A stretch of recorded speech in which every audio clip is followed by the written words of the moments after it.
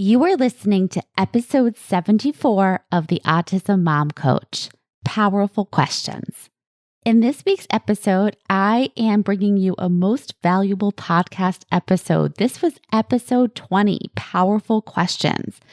And in this episode, I talked to you about how we so often are asking ourselves negative questions.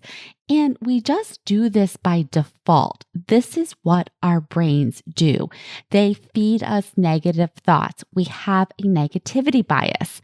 And this comes out all of the time in the questions we ask ourselves. We ask ourselves dead-end questions like, why me? Why my child? Why is everything so hard? Why can't I catch a break? You get the idea.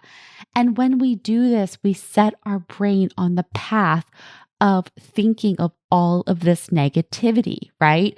We are the victim of our circumstances. Life is happening to us. And this is really disempowering. When we are asking ourselves these questions, what we are really doing is we are resisting reality. We are pushing against what is. And for those of you who are familiar with Byron Katie, you know what she says about this. When I argue with reality, I lose, but only 100% of the time. And that's what happens when we're asking ourselves negative questions like, why me? Why my child? Or even things like, why doesn't he understand this? Or why isn't he listening to me? All of those questions are arguing with reality and they're not helping us move forward. And so that's why I want to talk to you about powerful questions. And in this episode, I give you an example of 5 of the powerful questions that I ask myself when I find myself going towards the negative, which happens. And that really is the point. You have to work at this. You have to notice that you're doing it and you have to make the decision to redirect your brain. So in this episode, you're going to get 5 examples of powerful questions. And when I was re-listening to this, realized that I didn't put in my most powerful question that I ask myself. And that is the ultimate question that is the opposite of resisting reality, totally embracing it is, and now what? This is what's happening, and now what? That question puts my brain on the path of finding answers, of tapping into my resilience, of tapping into my resourcefulness. Because the fact is, it's happening and I have a choice, right? And so do you. You have the choice to stay stuck in the misery of wishing it weren't so, or, and now what? What am I going to do about this? So with that, here is the episode about powerful questions. I hope that you find this helpful and I hope that you implement it. That is the key. Listening to the podcast episode is great, but actually implementing the work is what will move you forward. All right, enjoy. Welcome to the Autism Mom Coach podcast. I am your host, Lisa Candera. I am a lawyer, a life coach, and most importantly, I am the full-time single mother of a teenager with autism and other comorbid diagnoses. I know what it is like to wonder if you are doing enough or the right things for your child and to live in fear of their future. I also know that constantly fueling yourself with fear and anxiety is not sustainable for you or of any benefit to your child. That is why in this podcast, I will share practical strategies and tools you can use to shift from a chronic state of fight-flight to some calm and ease. You are your child's greatest resource. Let's take care of you.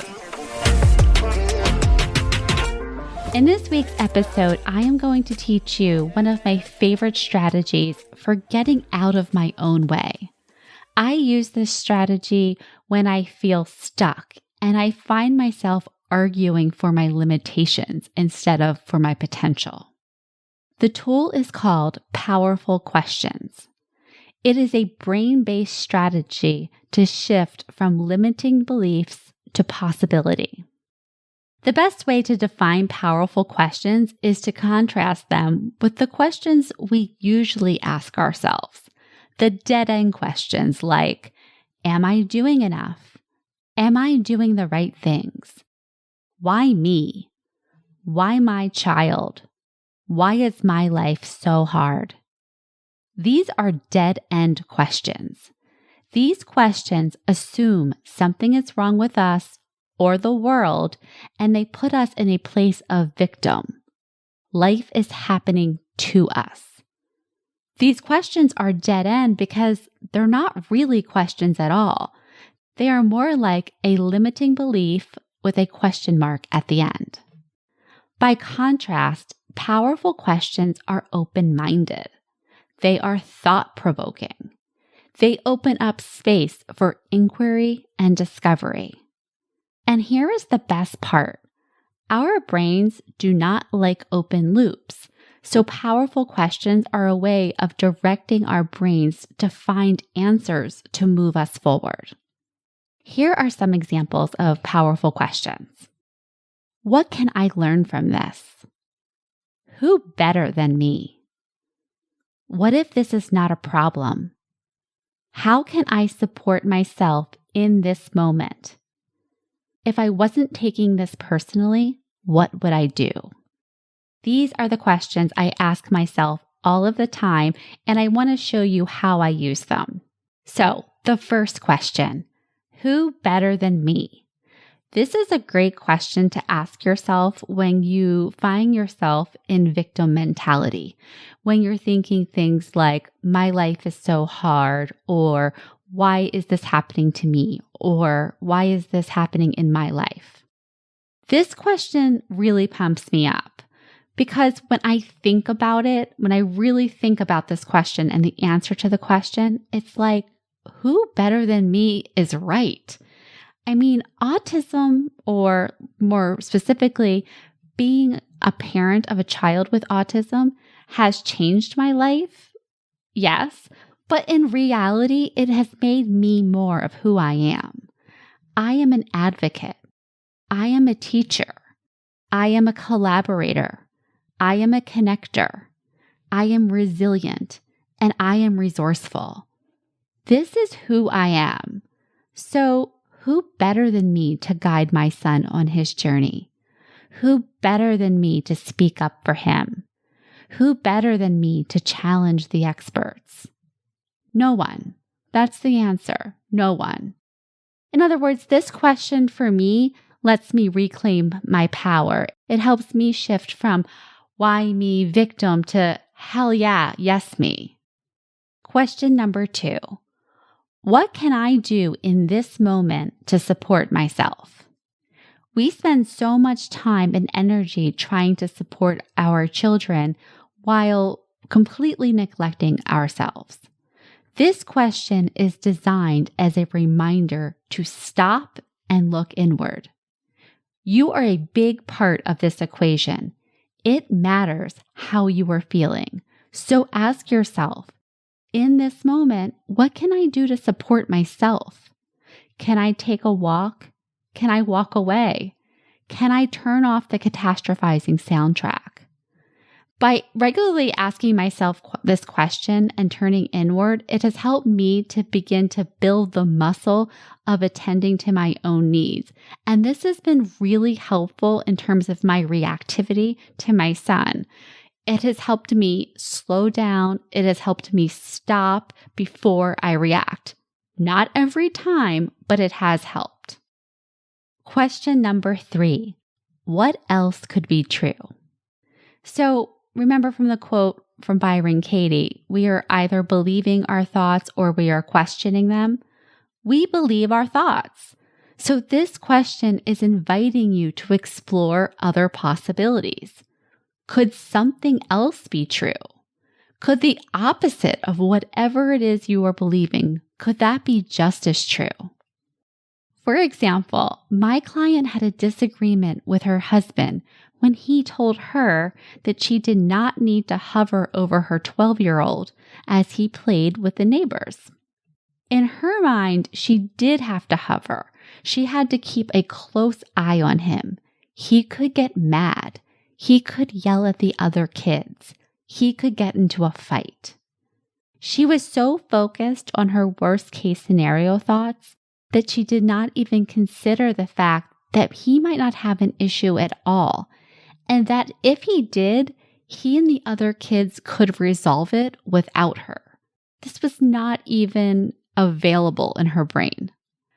Which, by the way, this is exactly what happened, because while she was arguing with her husband or having a disagreement with her husband, she was not outside watching her child.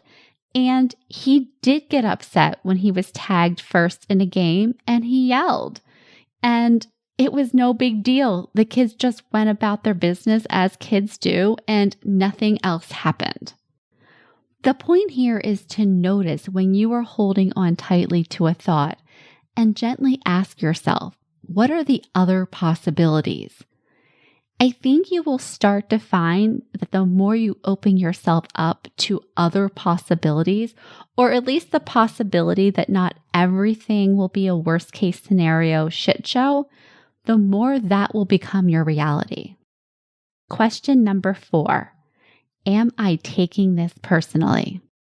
This is a big one for me because I will be honest, I take my son's behaviors personally, and I have a lot of justification for it because I believe my own thoughts. I am a single mother. I do everything for him. He should be more grateful, and on and on. So anyhow, taking things personally is something that I do. I am aware of it. So this is a question I'm always asking myself. Am I taking this personally?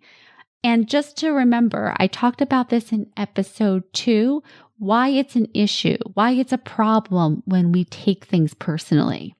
When we take things personally, we make them personal. We make it about what kind of person our child is. He is ungrateful. We make it about us. They are doing this to me or at me or to spite me. And we make it about our parenting. We somehow find ways to blame ourselves for not doing enough, not being enough. You get the picture. When you ask yourself this question, am I taking it personally? Just do a quick scan for any judgmental thoughts that you are having about your child, yourself, or your parenting. If they pop up, chances are you are taking something personally. Which leads nicely to question number 5, which is one of my favorites. If I was not taking this personally, what would I think? How would I feel? And what would I do? For this question, I just tried to imagine that I am unable to take behaviors personally. It's just not even available to me. Kind of like in that movie Liar, Liar, where Jim Carrey could not lie for 24 hours. It was actually impossible. Something like that. I am just magically unable to take things personally. So if that were the case, how would that make things different for me? How would I show up differently? So for example, if my son is late getting on the bus in the morning and it's after I have told him to get out of bed, over and over, and he's delaying and delaying and delaying, if I'm not able to take it personally that he's not listening to me, and I'm not able to make it personal that he's disrespecting me, then what do? Well, he's a 14-year-old boy. So my actions in some ways might be the same, right? I'm still on him to get him out the door, make sure he has everything, but I'm not adding to it all of this judgment, all of this angst, right? I'm showing up very differently when I'm not taking it personally. So whenever you just find yourself in a situation where you're feeling, a bit annoyed by your child or something that they're doing, just ask yourself, if I weren't taking this personally, what would I do? Would I ignore it? Would I walk away? Would I redirect them, but without the judgment? Try this one out. This one can be a game changer because I think what you'll find the more you do it is how much you were probably taking things personally and didn't even realize it in the first place. Okay, to sum up, powerful questions are a way of shifting from limiting beliefs and directing your brain to find answers to move you forward. Here are the 5 questions that I introduced to you today. 1, who better than me? 2, what can I do in this moment to support myself? 3, what else could be true? 4, am I taking this personally? And 5, if I was not taking this personally, what would I think, how would I feel, and what would I do? And these are just 5 examples, of course, and you can be as creative with this as you want. The point here is you are either believing your thoughts or you are questioning them. So get to questioning them in a way that moves you forward. Thanks for listening to the Autism Mom Coach. If you are ready to apply the principles you are learning in these episodes to your life, it is time to schedule a consultation call with me. Podcasts are great, but the ahas are fleeting. Real change comes from application and implementation, and this is exactly what we do in my one-on-one coaching program. To schedule your consultation, go to my website, theautismmomcoach.com, work with me, and take the first step to taking better care of yourself so that you can show up as the parent you want to be for your child with autism.